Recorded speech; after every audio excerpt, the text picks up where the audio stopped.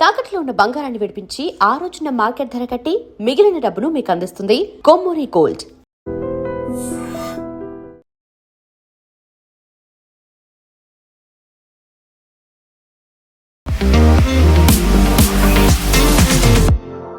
నమస్తే, నేను Kavitha. Welcome to iDream news and నిజాలు.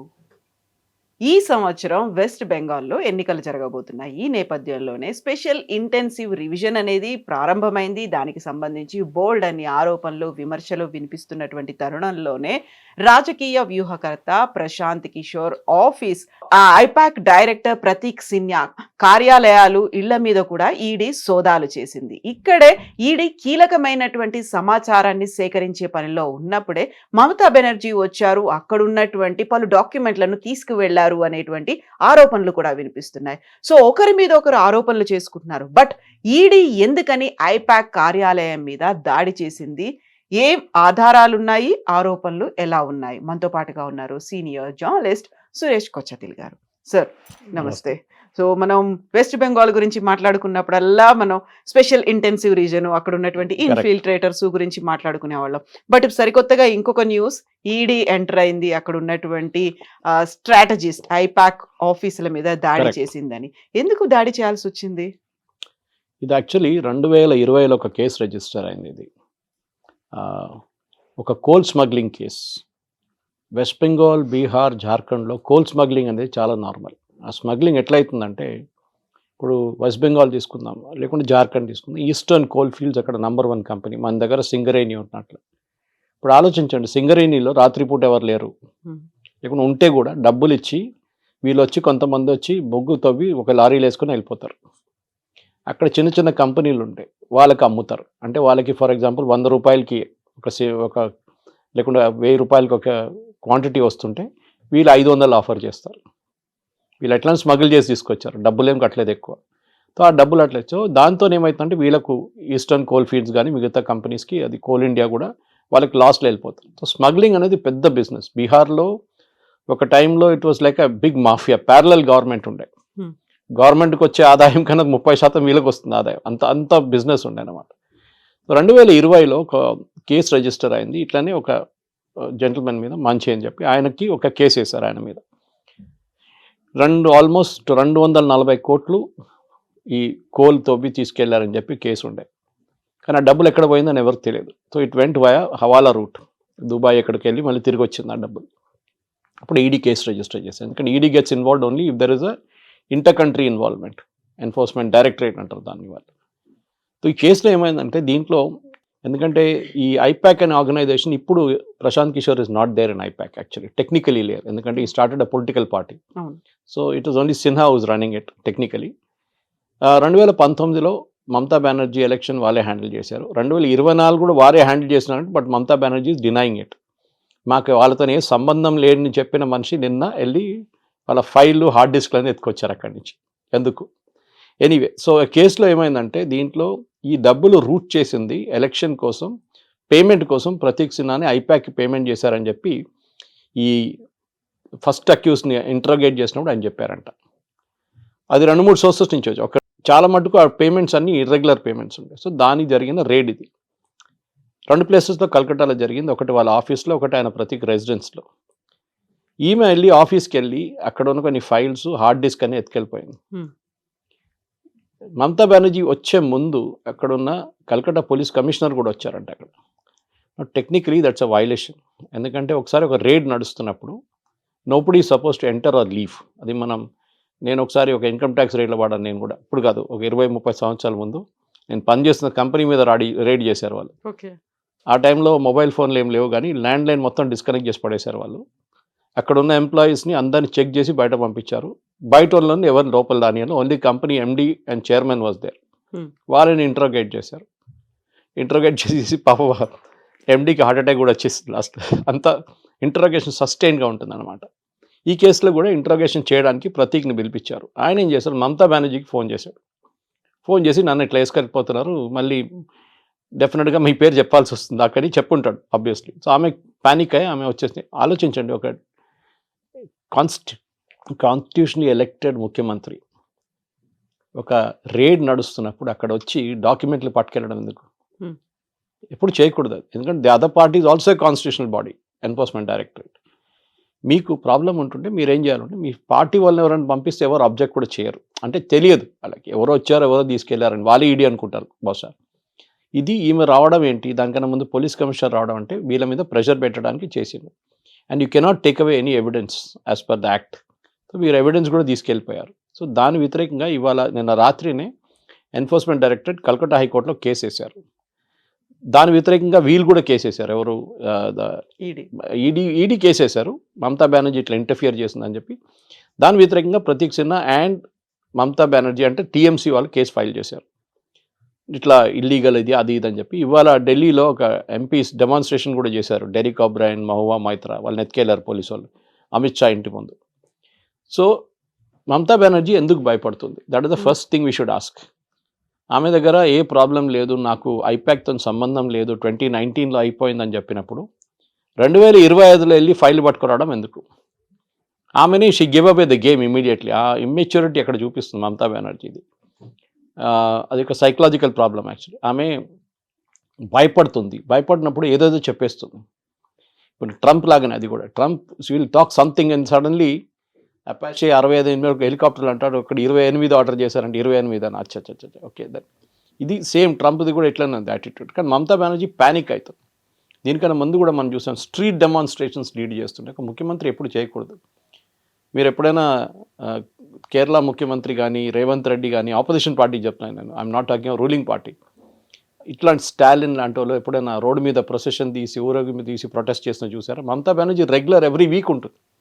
ఏదైనా ఒక సబ్జెక్ట్ మీద ఒక ధర్నా ప్రొసెషన్, వాళ్ళ పార్టీ వాళ్ళందరూ ఎంటబడతారు, పెద్ద పబ్లిసిటీ దానికి వస్తుంది. ఇన్ దిస్ కేస్ ఆల్సో ఆమెకి అక్కడ వెళ్ళి డాక్యుమెంట్ తీసుకోవడానికి ఎందుకు వెళ్ళింది? ఆమె ఏమంటుందంటే నా పార్టీ డీటెయిల్స్ అంతా దాంట్లో ఉందంటున్నా. సో పార్టీ డీటెయిల్స్ ఎందుకు భయపడుతున్నారు? ఏం పార్టీ డీటెయిల్స్ ఉంది? పేమెంట్ డీటెయిల్స్ ఉందా? మీ పార్టీలో ఉన్న అసెట్స్ గురించి డీటెయిల్స్ ఉందా? ప్రతీక్ సిన్హా దగ్గర ఎందుకు పెట్టారు మీరు? మీ ఆఫీస్లో పెట్టాలి కదా. Why is he handling those details? లేదు మా క్యాండిడేట్స్ లిస్ట్ ఆయన దగ్గర ఉందంట. క్యాండిడేట్ లిస్ట్ ఇంకా ఎలక్షన్ అనౌన్స్ చేయలేదు కదా. 2024 ఎలక్షన్లో పని చేయలేదు అన్నారు మీరు. ఇప్పుడు 25 ఎలక్షన్ కాంట్రాక్ట్ ఇచ్చారా? అది కూడా డీటెయిల్స్ లేదు ఆమె దగ్గర. సో ద ఓవరాల్ మిక్స్ ఏమైందంటే కవిత గారు, మమతా బెనర్జీ ఇప్పుడు చాలా మటుకు ప్యానిక్ అయిపోతుంది. Her panic is understandable. ఎందుకంటే చాలా మటుకు ప్యానిక్ ఎందుకంటే ఓడిపోతారని ఒక భయం ఉంది. 58 లక్షల మందిని తీసేసిన తర్వాత ఓటర్స్ని ఇంకొక 50 లక్షల మంది కూడా పోతారు. 1 కోటి మంది ఎలక్షన్ లిస్ట్ నుంచి బయటకు అయిపోతారు. మనం దీని గురించి ముందు మాట్లాడాం కూడా. ఆ 1 crore పోతే మమతా బెనర్జీ ఛాన్సెస్ చాలా మటుకు ఇంపాక్ట్ అవుతుంది. బీజేపీ ఫుల్ మోడ్లో ఉన్నారు. ఇంకొక ఇంట్రెస్టింగ్ ఘటన జరిగింది నిన్న. జేపీ నడ్డా గారు బీజేపీ ఒక మీటింగ్ పెట్టారు కల్కటాలో ఒక స్టార్ హోటల్ అనుకుంటాను, సమ్ వెన్యూ ఇట్ వాస్. నేను exactly don't remember the venue. అక్కడ కల్కటాలో ఉన్న సీనియర్ పోలీస్ ఆఫీసర్ వచ్చారంట ఆ మీటింగ్ నడుస్తున్నప్పుడు. సో మీడియా, ఆయన సివిల్ డ్రెస్లో వచ్చారు, కానీ మీడియా గుర్తుపెట్టారు ఆయన. మీరేం చేస్తున్నారు ఇక్కడ బీజేపీ మీటింగ్ కదా అంటే ఆయన అప్పుడే తిరిగి లేదు నేను ఒకరిని కలవడానికి వచ్చానని చెప్పేసి వెళ్ళిపోయారంట. ఎవరిని కలవడానికి వచ్చారు? జేపీ నడ్డా గారు ఉన్నారు కదా అక్కడ, వాళ్ళ పార్టీ లీడర్స్ ఉన్నారు, వాళ్ళని కలవడానికి వచ్చారా? లేకుండా మీటింగ్లో ఏం జరుగుతుందని చెప్పి ఇంటెలిజెన్స్ రిపోర్ట్ ఇవ్వడానికి వచ్చారా? అదొక మాట. ఇదన్నీ నడుస్తున్నప్పుడు వెస్ట్ బెంగాల్ గవర్నర్ ఆయన మీద ఆనంద బోస్, అండ్ మమతా బెనర్జీ వాళ్ళకు అస్సలు పడదు. ఆయన మీద నిన్న రాత్రి ఒక థ్రెట్ వచ్చింది, డెత్ థ్రెట్, చంపేస్తామని చెప్పేసి. That must be a hoax కానీ వచ్చింది. ఇప్పుడు దాన్ని ఇన్వెస్టిగేషన్ కూడా నడుస్తుంది. ఓవరాల్గా చూస్తే ఇప్పుడు ఏమవుతుందంటే మమతా బెనర్జీ పార్టీ వాళ్ళు ఇప్పుడు ఈ ఇంట్రెస్టింగ్ ఎపిసోడ్ ఏంటంటే కవిత గారు, reaction from Congress and CPM. Congress నుంచి అధీర్ రంజన్ చౌదరి కామెంట్ చేశారు, మమతా బెనర్జీ ప్యానిక్ అవుతుంది, మమతా బెనర్జీ ఎందుకు భయపడుతుంది, మమతా బెనర్జీ ఎందుకు పరిగెత్తుకుంటూ అక్కడ వెళ్ళింది అని చెప్పి కాంగ్రెస్ క్రిటిసైజ్ చేస్తున్నారు. సిపిఎం కూడా అదే క్రిటిసిజంలో వచ్చారు. సో సిపిఎం, బీజేపీ, కాంగ్రెస్ ఒకటివైపు వెళ్ళి మమతా బెనర్జీ మీద అటాక్ చేస్తున్నారు.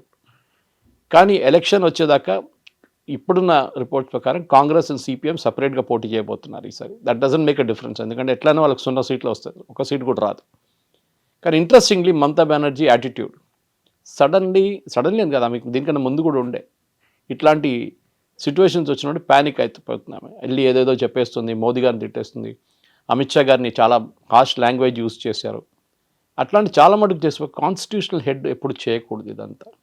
మీరేదో రోడ్డు మీద తిరుగుతున్న ఒక గుండాలాగా బిహేవ్ చేస్తే అది బాగుండదు. ఎవరో ముఖ్యమంత్రి అంటే ఆ డీసెన్సీ మెయింటైన్ చేయాల్సి వస్తుంది. అది ఎవరైనా కానివ్వండి, it might be Devendra Fadnavis or it might be Nitish Kumar or it might be somebody else like Siddaramaiah. మీరు ఆ డీసెన్సీ మెయింటైన్ చేయాల్సి ఉంది. మూమెంట్ మీరు ఆ లక్ష్మణ్ రేఖ క్రాస్ చేస్తారు చూడండి, then you will run into legal issues. అదే ఇప్పుడు జరుగుతుంది Mamata Banerjee.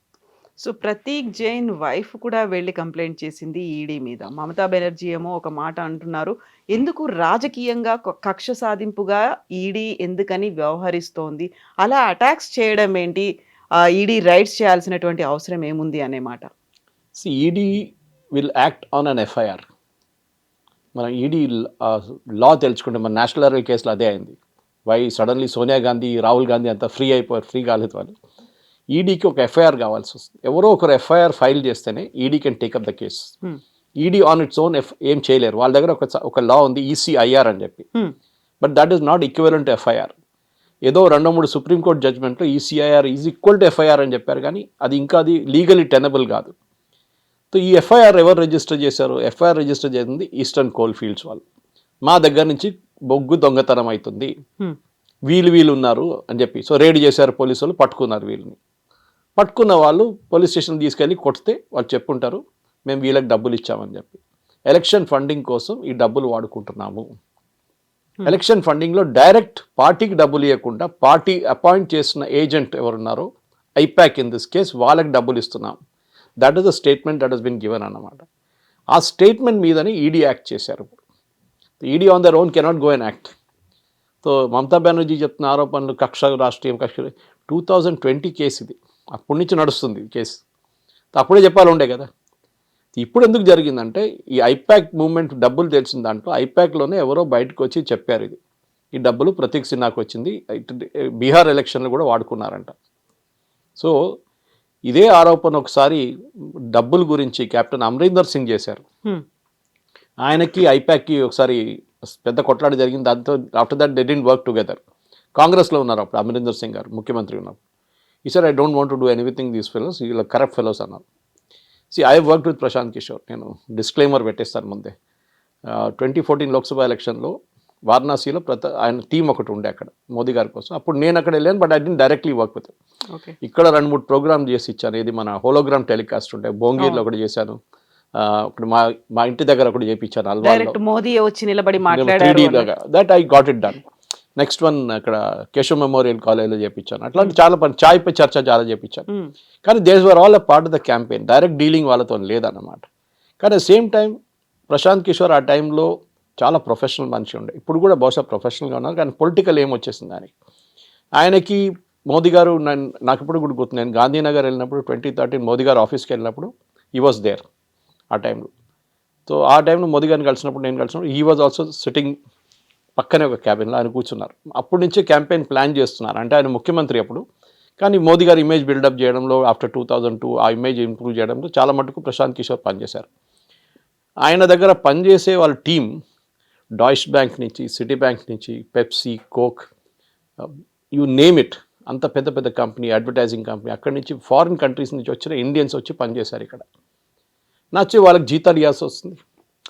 At the same time బహుశా ప్రశాంత్ కిషోర్ చెప్పారంట, వాళ్ళ సేమ్ ఓన్ కొలీగ్స్ చెప్పారు నాకు, that I cannot pay you the same salary, మీకు యూఎస్లో వచ్చే అదే శాలరీ నేను పే చేయలేను, బట్ మీకు ఒక బతకడానికి, మీ పిల్లల ఫీజు కట్టడానికి, మీకు మంచి ఇల్లు ఉండడానికి, మీ వైఫ్ వచ్చారు అక్కడి నుంచి యూఎస్ నుంచి, మీకు ఒక క్వాలిటీ ఆఫ్ లైఫ్ కోసం I will pay you some money అని చెప్పి ఆ ఫండ్స్ తీసుకొచ్చారు. అప్పుడు కూడా పెద్ద కాంట్రవర్సీ ఉండే, ఈ ఫండ్స్ ఎక్కడి నుంచి వచ్చిందని చెప్పి.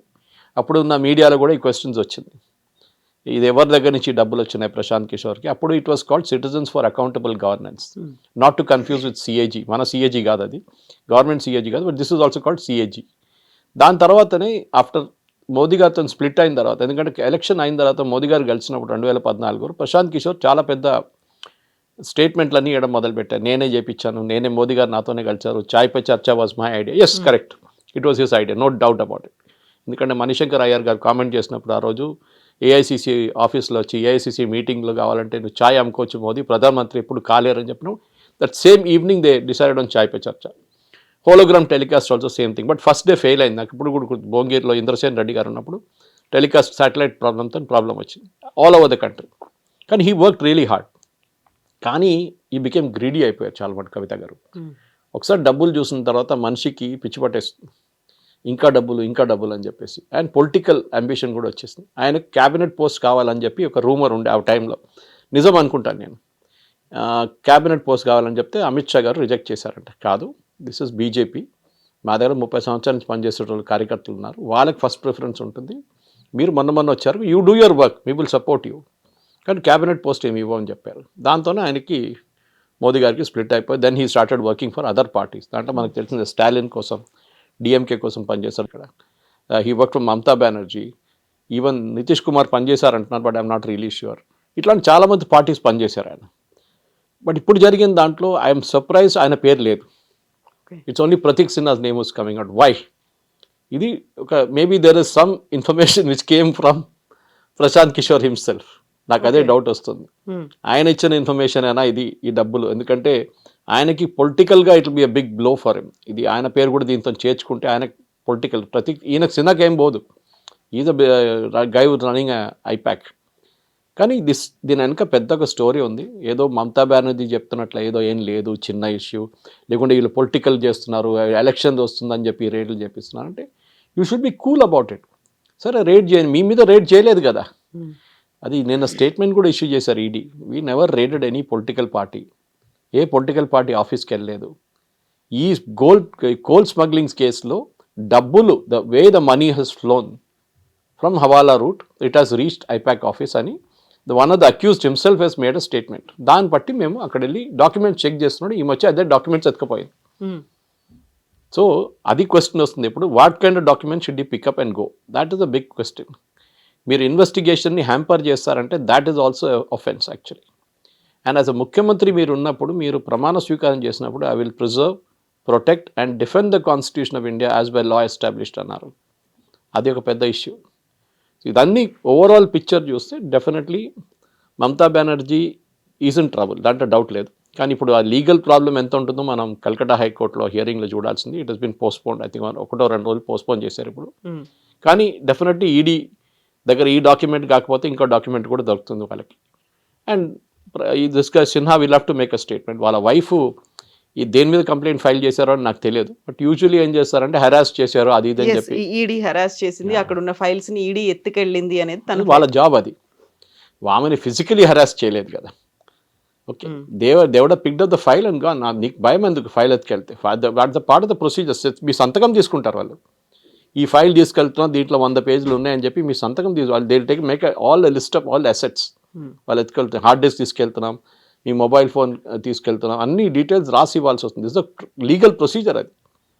సో ఆమె కావాలని చెప్పి డెఫినెట్లీ మమతా బెనర్జీ వాళ్ళు చెప్పుంటారు, మీరు కేసు ఫైల్ చేయండి ఈడీ ఎత్తుగా, మేము చూసుకుంటాం, మా పోలీసు వాళ్ళే కదా వాళ్ళు వచ్చి వీళ్ళు ఎత్తుకెళ్తారని. అది జరగదు. ED is protected under law. So వాళ్ళని ఇట్లా మీరు ఒట్టివల్లి హరాస్ చేయలేరు, అది ఒక లా ఉంది. దాని వ్యతిరేకంగా నిన్న రాత్రి న్యూస్ వచ్చింది నాకు. చాలామంది కొంతమంది ఫోన్స్ మీడియాలో ఉన్న ఫ్రెండ్స్ ఫోన్ చేసి అడిగారు, ఇదేంటి ఈమె కేసు ఫైల్ చేస్తుంది ఎన్ఫోర్స్మెంట్ డైరెక్టర్. నేను చెప్పిన Mamata Banerjee cannot file a case. It can be other Sinha or his wife. ఇప్పుడు మీరు చెప్పినప్పుడు నాకు తెలిసింది it is his wife who filed a complaint, not him. But Mamata బెనర్జీకి ఐపాక్ మీద ఎందుకంత నమ్మకం, అంత డిపెండ్ అయ్యేటువంటి పరిస్థితి ఏంటి అసలు? యాక్చువల్గా ఎవరైతే ఎస్టాబ్లిష్ చేశారో ప్రశాంత్ కిషోరే వెళ్ళిపోయారు, ఇన్ని పార్టీలకు వర్క్ చేశారు, బట్ జనసురాజ్ పార్టీ బీహార్లో ఘోరంగా ఓడిపోయింది, అసలు హీ కుడ్ నాట్ పర్ఫామ్. అలాంటి కండిషన్లో ఐపాక్ మీద అంత డిపెండ్ అయ్యేటువంటి పరిస్థితి, అంత నమ్మకం ఎందుకు పెట్టుకుంది తను? ఐ థింక్ మమతా బెనర్జీకి ఇప్పుడు చాలా అవసరం ఐపాక్. ఎందుకంటే ఇంగ్లీష్లో మేము స్లైస్ అండ్ డైస్ అంటాం స్టాటిస్టిక్స్లో. ఒక కాన్స్టిట్యున్సీలో 30,000 నుంచి 40,000 ఓట్లు వెళ్ళిపోతే have been remove from the rolls అంటే అది ఏ పార్టీ గెలిచిందో వాళ్ళకే problem. Last time Mamata Banerjee TMC party, if my memory serves me right, 215 సీట్లు గెలిచారు వాళ్ళు, 215-17. బీజేపీకి 77 వచ్చినాయి, వీళ్ళిద్దరికి 0. మిగతా చిన్న చిన్న పార్టీలకి ఏదో వచ్చినా కానీ the major part went to these 2. ఇప్పుడు 30,000 నుంచి 50,000 ఓట్లు ఎస్పెషల్లీ కల్కటా చుట్టుపక్కల ఉన్న ఏరియాస్ నుంచి వెళ్ళిన ఓట్లు మనకి ఇప్పుడు కనిపిస్తుంది. ఇంకా ఈ నెక్స్ట్ లెవెల్లో దాంతో హియరింగ్ తర్వాత ఇంకొక 50 లక్షల మంది తీసేస్తే దెన్ ఈ 75 ఉన్న సీట్లు బీజేపీది పెరిగి మినిమం 120కి వస్తుంది. అక్కడ ఉన్న 2015 తగ్గి 140కి వస్తుంది, లేకుంటే 130కి వస్తుంది. So it will B touch and go. ఇక్కడ మమతా బెనర్జీకి ఐపాక్ పనికి వస్తుంది. ఐపాక్ వాళ్ళ వర్కింగ్ కల్చర్ చాలా బాగుంది. దాంట్లో this no dispute on that. Congress వైపు ఇప్పుడు సునీల్ కనుగోలు అని ఉన్నారు. Is strategies. ఇప్పుడు కేరళకి వెళ్ళి మేము 100 సీట్లు గెలవబోతున్నా అని చెప్పి ప్రెడిక్ట్ చేశారంట. దీనికన్నా ముందు బీహార్లో కూడా ప్రెడిక్ట్ చేశారు, మాకు 2/3 మెజారిటీ వస్తుందన్నారు. తేజస్వితోనే రాలేదు అక్కడ. హర్యానా గెలిచేసామని చెప్పారు, అక్కడ ఓడిపోయారు. So Sunil Kanugolu is trying to replicate Prashant Kishor, కానీ he's not succeeding in that. ఆయనకు ఒకటే అడ్వాంటేజ్ ఏంటంటే is very close to Rahul Gandhi. So ఎవరు ఆయన ఏమన్నారు, ఆయన ఎంత 200 సీట్లు గెలుస్తా అంటే కూడా ఎస్ అని చెప్తారు అక్కడ. సో ఈ పరిస్థితుల్లో now Mamata Banerjee is dependent on Prashant Kishor. ఎందుకంటే ప్రతి కాన్స్టిట్యున్సీలో కవిత గారు ఎలక్షన్ ముందట్లాగా కాదు ఇప్పుడు. ఎస్పెషలీ లాస్ట్ 15 ఇయర్స్లో ఎలక్షన్ చాలా మటుకు మారిపోయింది. 15 సంవత్సరాల్లో యంగ్ ఓటర్స్ని అట్రాక్ట్ చేయడం చాలా డిఫికల్ట్ అయిపోతుంది. వాళ్ళు టీవీ చూడరు, పేపర్ చదవరు, మీరు ఏ మీడియంకి వెళ్ళినా కానీ సోషల్ మీడియాలో బహుశా కొంచెం ఉంటారు, ఇన్స్టాగ్రామ్లో ఉంటారు వాళ్ళు. సో వాళ్ళని అట్రాక్ట్ చేయడం అంటే చాలా మటుకు ఇట్లాంటి ఏజెన్సీస్ మీకు కావాల్సి వస్తుంది. వాళ్ళు టిపికల్ అడ్వర్టైజింగ్ లాగా క్యాంపెయిన్స్ డెవలప్ చేస్తారు. ఆ క్యాంపెయిన్ కూడా మైన్యూట్లీ టార్గెట్ చేస్తారు వాళ్ళు. ఫర్ ఎగ్జాంపుల్ ఐటీ సెక్టర్లో ఉన్న వాళ్ళు ఐటీ సెక్టర్ ఆ ఇష్యూస్ పెట్టి ట్యాకిల్ చేస్తారు. ఫార్మాలో పనిచేస్తున్న వాళ్ళు ఫార్మింగ్ కమ్యూనిటీలో ఆర్గానిక్ ఫార్మింగ్ చేస్తున్న చాలామంది చదువుకున్న వాళ్ళు వాళ్ళు టార్గెట్ చేస్తారు సపరేట్. అన్ఎంప్లాయిడ్ని ఇంకో రూట్లో టార్గెట్ చేస్తారు. సో ఈ స్లైసింగ్ అండ్ డైసింగ్లో వీళ్ళు Prashant Kishor team is very good. వాళ్ళ call centre operations is even excellent, చాలా బాగా చేస్తారు వాళ్ళు. సో బహుశా ఇప్పుడు మమతా బెనర్జీకి వీళ్ళు కావాలి ఇప్పుడు మోర్ దెన్ వాట్. దానికోసం ఆమె నిన్న ఇచ్చిన స్టేట్మెంట్ తర్వాత నేను కూడా సర్ప్రైజ్ అయిపోయాను. 2019లో మా కోసం పనిచేశారని చెప్పిన వాళ్ళు 2025లో మమతా బెనర్జీ పార్టీ ఫైల్స్ ఎందుకు పెట్టుకున్నారు? సో పాసిబ్లీ ఆమె కాంట్రాక్ట్ రిన్యూ చేసుకుని ఉంటుంది ఇప్పుడు 2026 ఎలక్షన్స్ కోసం. She would renewed the contract with IPAC. అదే that's only reason I see. ఎందుకంటే ఆమె చెప్తుంది కదా క్యాండిడేట్ లిస్ట్ ఉంది వాళ్ళ దగ్గర అని. అంటే ఆబ్వియస్లీ క్యాండిడేట్ లిస్ట్ డిసైడ్ చేశారు, అట్లీస్ట్ టెంటేటివ్ లిస్ట్ డిసైడ్ చేశారు, అది ఐపాక్ దగ్గర ఉండిపోయింది. ఐపాక్ వాళ్ళు స్ట్రాటజీ డెవలప్ చేస్తున్నారు. ఈ క్యాండిడేట్ని అక్కడ వెళ్ళి ఆ కాన్స్టిట్యున్సీ వెళ్ళి వాళ్ళు సర్వేలు చేస్తారు. ఇప్పుడు 5 క్యాండిడేట్ మమతా బెనర్జీ పేర్లు ఇస్తే 5 పేరు తీసుకొని కాన్స్టిట్యున్సీలో వెళ్ళి ఒక సర్వే 50,000 మందిని కాంటాక్ట్ చేస్తారు. ఈ క్యాండిడేట్ని మీరు ఈ 5 మంది ఉంటే మీరు ఎవరికి ఓటేస్తారు టీఎంసీలో అంటే వాళ్ళు చెప్తారు XYZ. అది బట్టి వాళ్ళు వచ్చి మళ్ళీ మమతా బెనర్జీకి ప్రజెంటేషన్ చేస్తారు. ప్రతి కాన్స్టిట్యున్సీలో we'll popular then she will take a call on that. అది బహుశా చేస్తున్నారు. ఆ డీటెయిల్స్ ఈ లిస్ట్లో ఉండిపోయింది. అదే ఆ గ్రీన్ ఫైల్ తీసుకొని ఆమె బయటకు వచ్చింది నిన్న. పాసిబుల్లీ ఆ గ్రీన్ ఫైల్లో ఆ డీటెయిల్స్ ఉండే నిన్న క్యాండిడేట్ లిస్ట్. అది భయపడుతున్నారు. ఆ క్యాండిడేట్ లిస్ట్ గట్రా బీజేపీ దగ్గర వెళ్ళిపోతే వీళ్ళు గుంజుకుంటారు అటువైపు అని చెప్పి భయం ఉండొచ్చు. So I think she's dependent, దాని డౌట్ లేదు. ఎందుకంటే వాళ్ళ పార్టీ ఇన్ఫ్రాస్ట్రక్చర్ అనేది లేదు వాళ్ళ దగ్గర. She and her nephew Abhishek Banerjee వీళ్ళిద్దరే ఉన్నారు. ఆమెకి అభిషేక్తోని కూడా ఏదో డిఫరెన్స్ ఒపీనియన్ ఉందని చెప్పి కల్కటాలో ఉన్న కొన్ని బెంగాలీ న్యూస్ పేపర్స్ రిపోర్ట్ చేస్తున్నారు. దీనికన్నా ముందు కూడా వీళ్ళిద్దరు నడువిట్లో కొంచెం డిఫరెన్స్ ఒపీనియన్ వచ్చింది. సో దాని తర్వాత మళ్ళీ ఆమె she took him back in to the party. Like same with Mayawati కూడా నెవ్యూ మీద డిపెండెంట్ అయి ఉన్నారు. వాళ్ళిద్దరు ఒకసారి కొట్లాడుకొని మొత్తం సపరేట్ అయిపోయారు, మళ్ళీ రిటర్న్ వచ్చారు ఇప్పుడు.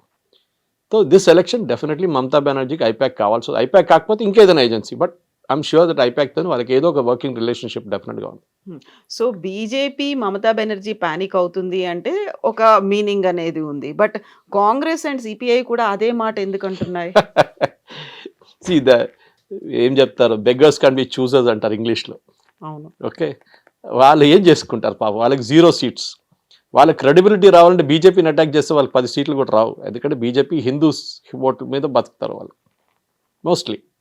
కానీ వీళ్ళ ఓటు ఎవరు, మమతా బెనర్జీ ముస్లిం ఓట్స్, అది కూడా బంగ్లాదేశీ ముస్లిమ్స్ చాలా మట ఆరోపణ ఉంటుంది ఇప్పుడు. కాంగ్రెస్ కూడా అంతే. So the target is same for all this 3 people. రేపు ఓవైసీ వస్తే ఆయన 4వ మంచి అయిపోతాడు దీంట్లో బార్గెన్లో. సో ఈ 4 టార్గెట్ చేయాల్సింది ఒకటే ఓటర్. సో ఈమె వాళ్ళ ముందు ఆ ఓటర్ ముందు మమతా బెనర్జీని ఒక షేడీ క్యారెక్టర్గా చూపించి మాకు 2 సీట్లు వస్తే కదా అని చెప్పి గుంజుకుంటున్నారు అంతే. So attacking your enemies my friend అని చెప్పేటట్లు బీజేపీ అయిపోయినారు అన్నమాట ఇటువైపు. అటువైపు వాళ్ళు డెఫినెట్లీ తృణమూల్ని అటాక్ చేస్తారు, బీజేపీని చేయరు వాళ్ళు. ఎందుకంటే వాళ్ళ ఓటింగ్ పాపులేషన్ అక్కడ లేదు వాళ్ళకి. సో దానికోసం బహుశా ఇవాళ కానీ అధీర్ రంజన్ చౌదరి స్టేట్మెంట్ ఇచ్చారని చెప్తే అది కొంచెం డౌట్ఫుల్. ఎందుకంటే అధీర్ రంజన్ చౌదరికి కాంగ్రెస్ పార్టీలోనే ప్లేస్ లేదు ఇప్పుడు. ఈసారి సీట్ ఇస్తారో లేదో తెలియదు. ఈ was a 5-time MP and last leader of opposition. Exactly దీనికన్నా ముందు ఉన్న లోక్సభలో even though leader of opposition post లేకుండే, but he was still the leader of Congress in the Lok Sabha. కానీ ఈసారి రాహుల్ గాంధీ వచ్చి ఆ టైటిల్ తీసుకెళ్ళిపోయాడు. ఈయనని ఐ థింక్ యూసుఫ్ పఠాన్ ఓడించారు ఆఫ్టర్ 5 టర్మ్స్ 6 టర్మ్స్లో లోక్సభ ఆయన గెలవలేదు ఈసారి. So it will be an interesting thing. But నా అంచనా ప్రకారం మమతా బెనర్జీ ఈజ్ ప్యానికింగ్. ఎందుకంటే ఎప్పుడైనా మీరు ఎలక్షన్ ఓడిపోతున్నప్పుడే మీరు ప్యానిక్ అవుతారు. Otherwise you'll never panic. మీరు గెలవడం కాన్ఫిడెంట్ ఉంటే మీరు ప్యానిక్ గారు. ఇప్పుడు ముంబైలో చూడండి, బిర్హన్ ముంబై ఎలక్షన్లో అందరికన్నా ఎక్కువ లొల్లి ఎవరు చేస్తున్నారంటే శివసేన, ఉద్ధవ్ థాకరే అండ్ రాజ్ థాకరే. ఇప్పుడు వాళ్ళు టీం అయిపోయారు. వాళ్ళే ఇప్పుడు సంజయ్ రావత్ కానీ వీళ్ళు కానీ రోజు ఆరోపణలు చేయడం అది ఇది అని చూస్తాను. నేను ముంబై పేపర్స్ ట్రాక్ చేస్తాను. నేను దాంట్లో ఉంటుంది, మనకు నేషనల్ లెవెల్ అంత రాదు న్యూస్ బయటికి, కానీ ముంబైలో చాలా ఇంట్రెస్టింగ్ కంటెస్ట్ నడుస్తుంది. ఇంకా ఎవరు కంప్లైంట్ చేస్తున్నారు? షిండే గ్రూప్ కంప్లైంట్ చేస్తున్నారు, which is a part of the NDA alliance. అది ఇంకో పాలిటిక్స్ అక్కడ. సో మనం పాలిటిక్స్లో there are no permanent friends and enemies అంటాం మనం. ఎగ్జాక్ట్లీ. అదే ఇక్కడ బెంగాల్లో కూడా జరుగుతుంది. ఇప్పుడు జరిగే దాంట్లో నా అంచనా ప్రకారం it will be very tough contest. If 1 crore ఓటర్స్ని తీసేస్తే బీహార్లో జరిగినట్లనే చాలా మార్పు బెంగాల్లో కూడా రావచ్చు. అది మన ఈ రేట్స్తో సంబంధం లేదు, because rates of nothing to do with it. ఈ రేట్స్ మ్యాక్సిమం ఏం చేస్తారంటే ఫండింగ్ ఆపేస్తారు. డబ్బులు ఫ్లో ఉంటుంది చూడండి ఎలక్షన్ freeze ముందు, అయిపోతాయి. మందు కోసము పెట్రోల్ పోపించుకోవడానికి బండ్లు, అది కాకుండా ఈ ఓటర్స్ని తీసుకురావడానికి బండ్లు, అది కాకుండా ఓటర్కి డబ్బులు ఇవ్వడము, ఇదన్నీ డబ్బులు ఉంటుంది చూడండి. ఈ డబ్బులు వాడుకుంటారు దానికి. ఆ డబ్బులు బహుశా దీంతో ఆగిపోయి ఉంటుంది. అది ఉండొచ్చు రీజన్. మమతా బెనర్జీ దానికోసమే అంటుంది కదా, ఎలక్షన్ టైం ముందు చేస్తున్నా అంటే this must be the reason for it. ఇంకే రీజన్ లేదు.